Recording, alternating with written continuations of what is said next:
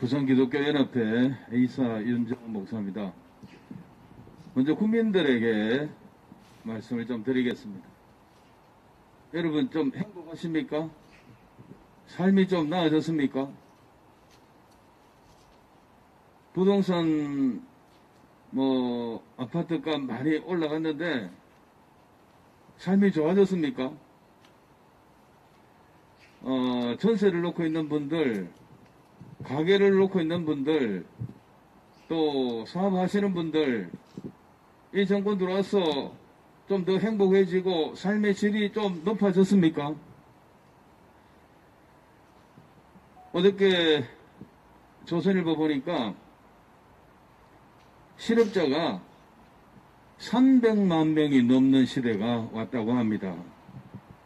300만 명이라면 제가 부산에서 올라왔는데요. 부산 인구가 340만 명입니다. 병원에 누워있는 사람들까지 다 해서 340만 명입니다. 부산이 우리나라 제2의 도시입니다.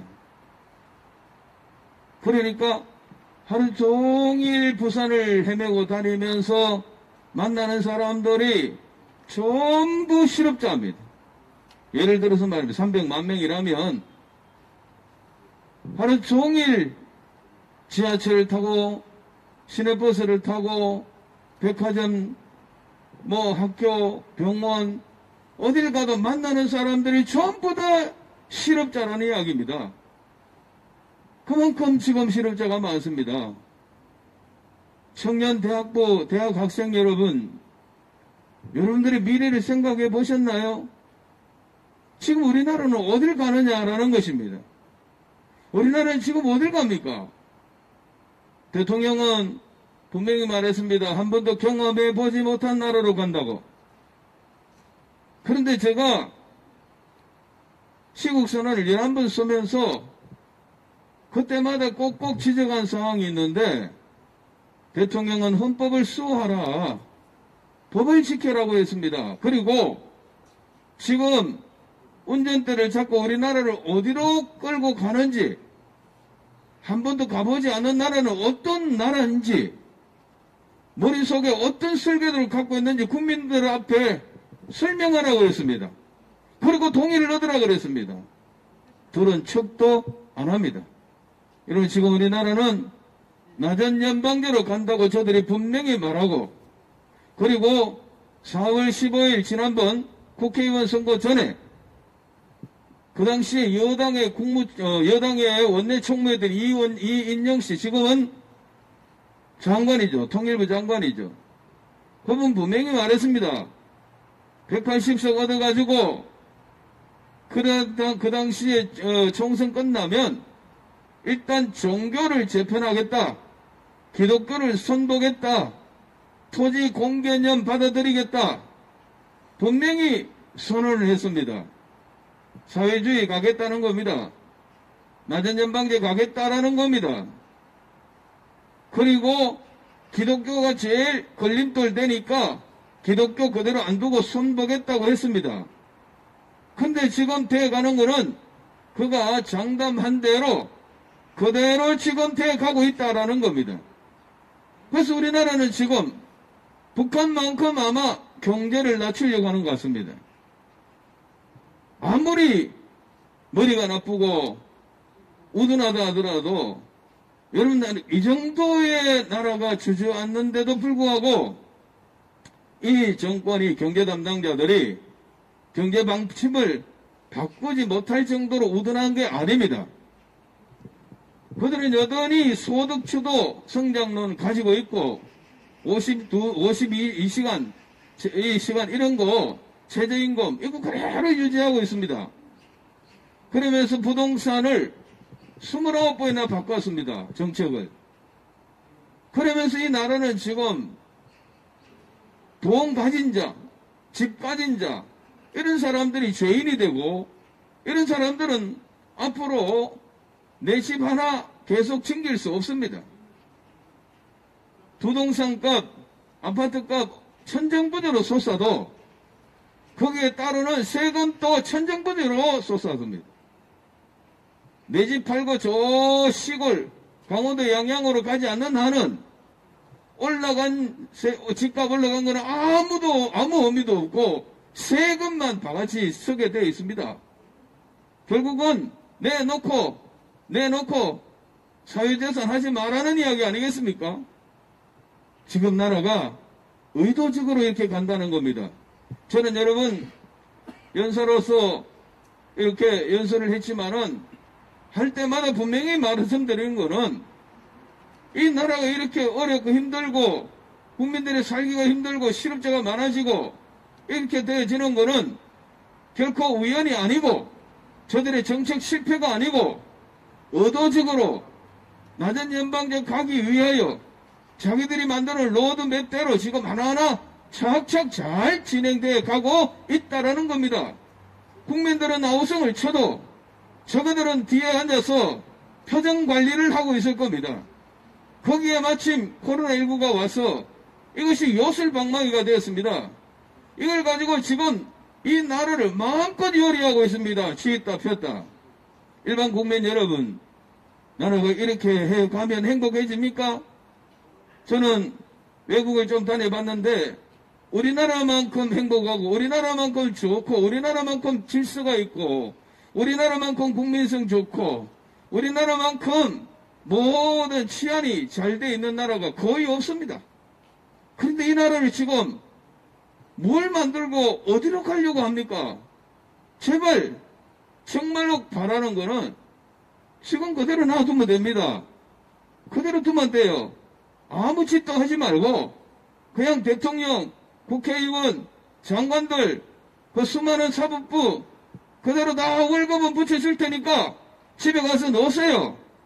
그냥 놔놓는 게 이 나라가 행복한 겁니다.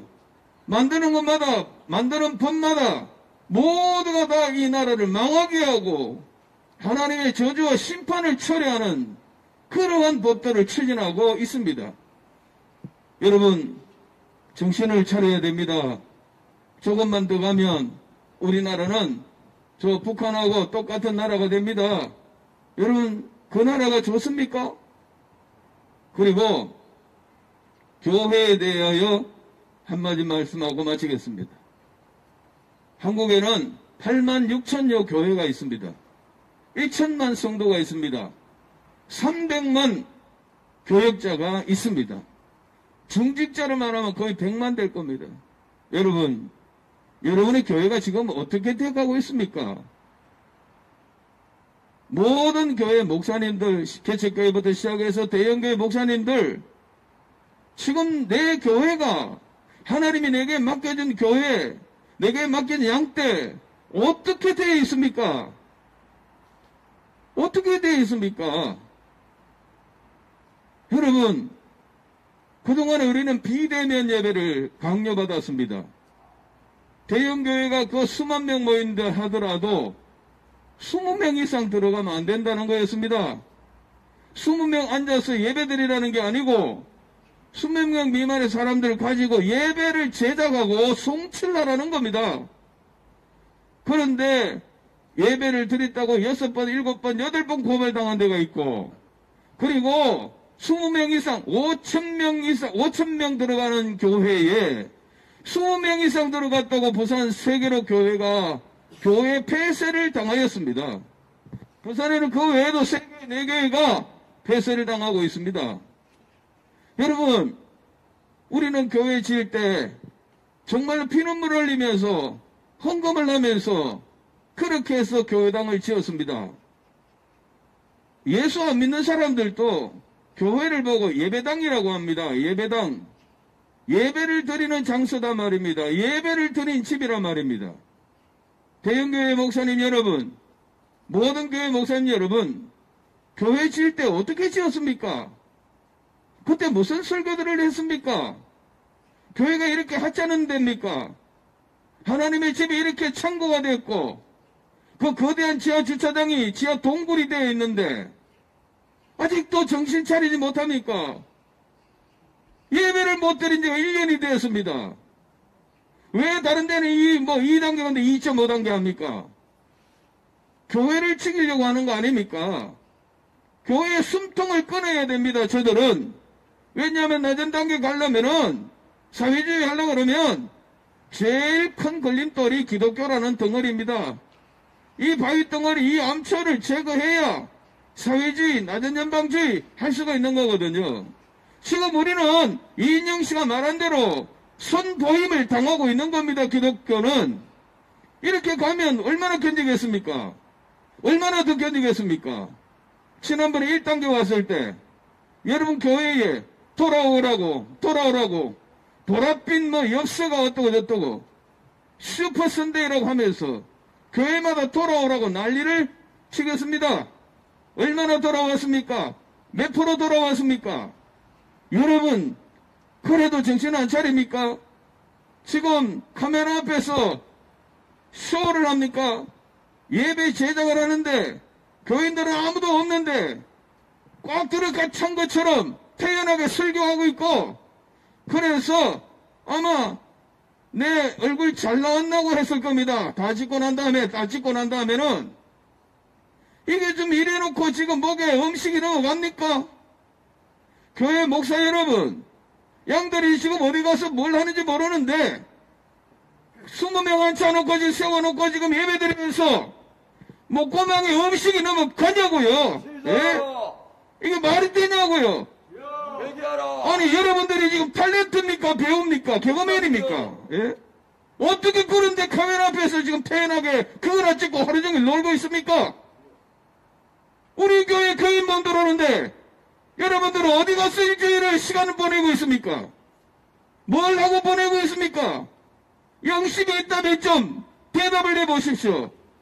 하나님이 내려다보고 계십니다. 어떻게 지금 이 상황에서 숨도 못 쉴 지경이 됐는데 그렇게 태어납니까? 그렇게 한가합니까? 지금 하나님 앞에 바로 하고 있습니까? 다행히 오늘 전라북도에서 100명의 목사님들이 예배 회복을 위하여 이렇게 기자회견을 하고 성명서 발표한다 해서 저 멀리 부산서 뛰어왔습니다. 여러분, 그대로 있으면 교회 끝납니다. 무슨 소리 하느냐고요. 북한 보세요. 북한은 동방의 예루살렘이라고 그랬습니다. 한때 평양이. 1907년에 평양에 대성령 폭발이 일어난 곳입니다. 그런데 지금 교회가 없어졌지 않습니까? 예수 믿는 사람이 없어지지 않았습니까? 우리는 지금 그를 가고 있다니까요. 뭐 그게 설마 정말 여러분 정신 좀 차리십시오. 왜 우리가 여기서 이런 일을 합니까? 지금 우리 눈앞에 뻔히 보입니다. 바로 절벽 앞에 섰습니다. 이제 더 이상 더 나갈 것도 물러갈 것도 없습니다. 여기서 더 침묵하면 끝납니다. 우리 모든 100만 명, 오늘 300만 명의 교역자 여러분, 예루살렘 망할 때에 거짓 선지자처럼 그렇게 하다가 평안하다 하다가 국민들도 전부 눈물고 기물고 만들어가지고 회개하지도 않게 만들어서 함께 멸망하려고 합니까? 이제라도 간절히 바랍니다. 한국교회가 다 일어나서 하나님 앞에 수산성에 그 에서도 모르드게처럼 정말 하나님 앞에 붉은 베옷을 입고 회개해야 됩니다. 이 길만이 살 길입니다. 그래서 우리 교회, 기독교, 우리 모든 교계 여러분 정말 더 이상 가면 함께 망합니다. 죽습니다. 북한처럼 되고 맙니다. 더 이상 예배를 회복하지 못하고 시키는 대로 할 수 없습니다. 이제 우리는 예배를 회복해야 될 때가 왔습니다. 무조건 해야 됩니다. 좌우 고민하지 말고 예배를 회복해야 합니다. 전면적으로 대면 예배를 드리고 정상적인 예배를 회복해야 될 줄로 믿습니다. 이렇게 해서 우리가 살아나야 합니다. 이상입니다.